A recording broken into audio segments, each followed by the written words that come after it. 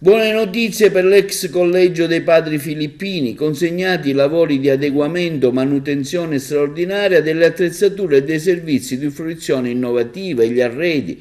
I lavori sono stati finanziati nell'ambito del POFESR 2014-2020 Regione Sicilia, nell'ambito della SUS di Agrigento per complessivi euro 1.400.000, prevedendo l'adeguamento e un'ampia riqualificazione dell'ex collegio, la realizzazione di una nuova proposta di fruizione museale con allestimenti multimediali, un'aula didattica e un terrazzo a cielo aperto. Il completamento è previsto per il dicembre del 2023.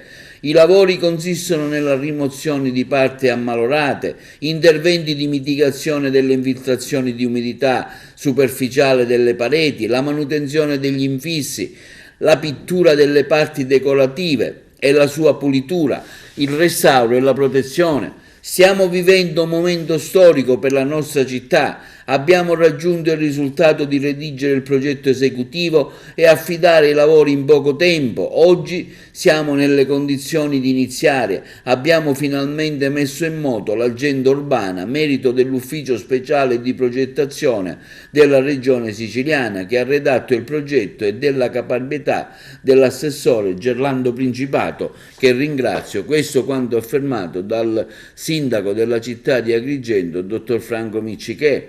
E sul tema del collegio dei filippini interviene oggi l'ex sindaco della città, onorevole Lillo Firetto, che afferma come sarebbe pronto a partire finalmente dopo 2 anni il cantiere al collegio dei filippini per gli interventi di ristrutturazione e ammodernamento e per l'allestimento di una sala multimediale che dovrebbe precedere la realizzazione del museo della città, un progetto ideato come tassello di un mosaico di interventi di riqualificazione e di connessione tra la Valle dei Templi e la città stessa, un museo della città ideato con una visione complessiva di riqualificazione che abbiamo immaginato di poter realizzare col contributo attivo della Regione e prevedendone copertura finanziaria all'interno della stessa agenda urbana, con il felice coinvolgimento del FAI.